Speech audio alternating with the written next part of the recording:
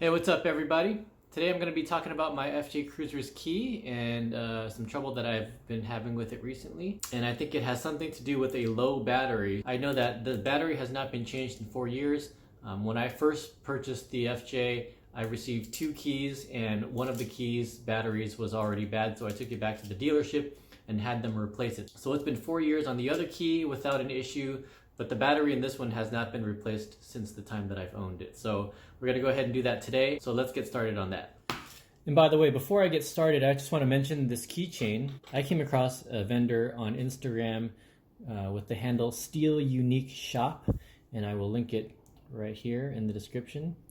They do a lot of vehicle silhouette keychains, and I actually reached out to this person and asked them if they could make me a custom FJ Cruiser grill keychain, and basically sent them a DM with what I was looking for, and they actually came up with this grill design which basically mimics the grill of the FJ Cruisers. So go ahead and check out their site. When you do visit the site, click on the Toyota option and then you'll see this keychain, which originally they made for me, and now obviously since they made the mold, they have it and they can mass produce it for everyone else too. So check that out.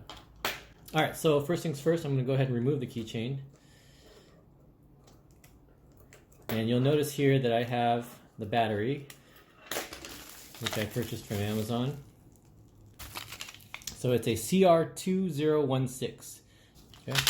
I also have here a couple of coins, mini screwdriver tool here that you would use for like your glasses or something. On the back of this key, there's a tiny screw here, which I'm just gonna unscrew.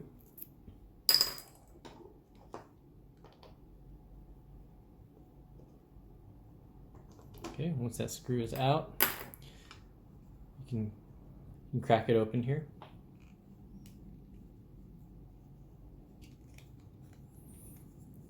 Alright, so now we have this here. We've got the key fob. The key fob can get removed. I need a little flat head to kind of help it along here. Alright, so here's the key fob. And right off the bat, I can already tell that this is not the first time that someone has replaced the battery, because this plastic housing is cracked. There are pieces of it that are missing. But either way, it doesn't prevent this from doing its job. But on the bottom here, you'll see that it says use coin to open, and there's an arrow here. So I'm gonna use a coin here. See, this is where you would use the coin. Nickels seem to work well. Right at the top here, there's a lip that the coin can fit into, and a nickel fits in just fine. So I'm gonna just stick it in there and twist. It's gonna twist the coin, and you can sort of see it's prying it away from the case. And I'm just gonna go around the perimeter into these little openings here and twist. Try to get this open, or get this apart from the case.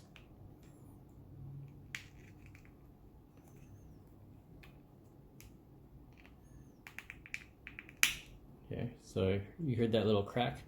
It came apart there on this side, and I'm going to work the other side. Maybe come back to this one and then twist. See if I can get that out of the black case here. Alright, so now that's out of the case, you've got the battery underneath here. Alright, so let's put this aside, and then I'll open up my new battery. CR2016 battery. I'm just going to take my little flathead here and then pry this out. Oop. There it goes. There's the old battery. On Amazon, I purchased this battery, and they initially sent me the wrong one. They sent me the Energizer 2032. The voltage is the same as the 2016. However, the thickness of the cell is thicker. So this is the 2016, which is the correct battery, and this is the 2032, which is a little bit thicker. So you can see if you stack two of these together, you'll get the same thickness as the 2032. So this is, even though this will work, this is the incorrect thickness, so it won't necessarily fit into here, and it won't let you snap the housing closed. So there's these 3 lips here, 1, 2, 3, that the cell should sit underneath. Let's see if I can get them all in there. All right, so now I feel that that's snapped into place. I can see the lip is over the battery on all sides here, and now it's sitting flush, right? So I'll give you a little angle there. There's no protruding on top, so now I can close this. So all I need to do now is put this back in this plastic housing and snap it back into place. But what I'm going to do now is I actually ordered one of those AJT Design keys, and I'm going to go ahead and install that now that I have had the battery replaced. I did hold off on the AJT Design for a long time just because I didn't think I really needed it. They're $35 for a key, and at the time it was just something that I didn't really want to spend the money on. But now that I've had this this need to open this key up and change the battery, I decided, what the heck, I'm gonna go ahead and buy myself one. So next step would be for me to install the key into the customized AJT Design key. So all right, so the AJT Design key came in a package, bubble mailer like this. I've just ripped it open, and let's see what it comes with. A business card, thank you for your order. And here's the package itself.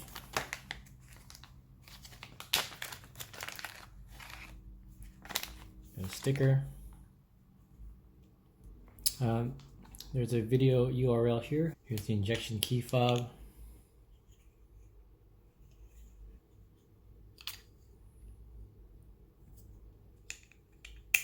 Hardware and Allen wrench.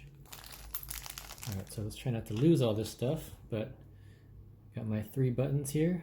1, 2, and 3. And don't know what that's for. Alright, and here they've provided 2 shims here.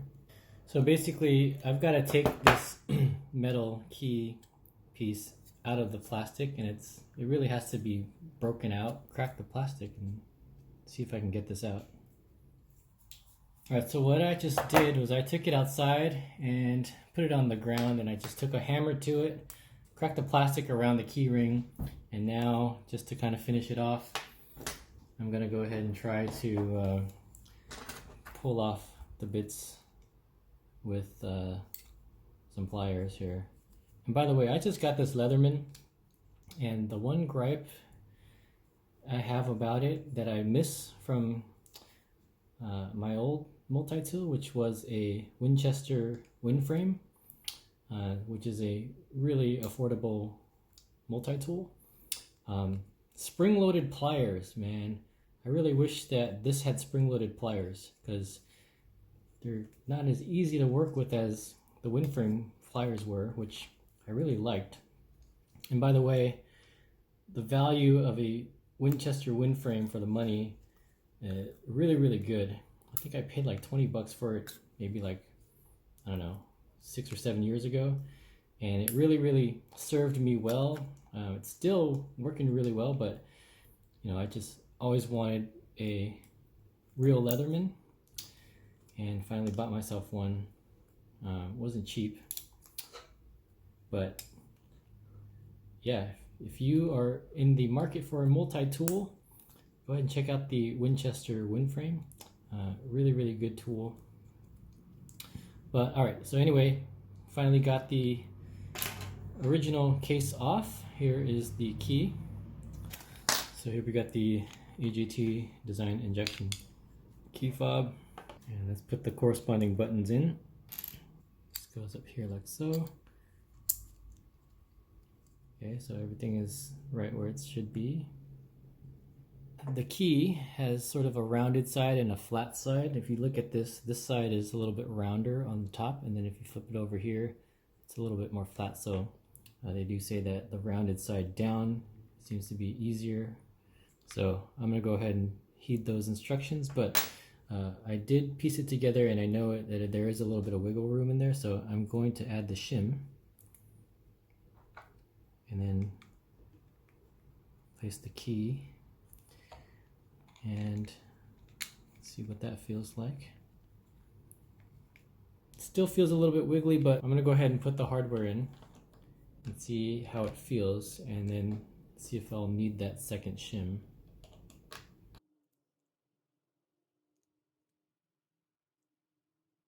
So I just finished all of the hardware here, and looks like there is no play here anymore. So I didn't want to over tighten it, but they're on there pretty good. Looks like there's no gaps here. So looks like I'm done. Final step, of course, is to put the keychain back on.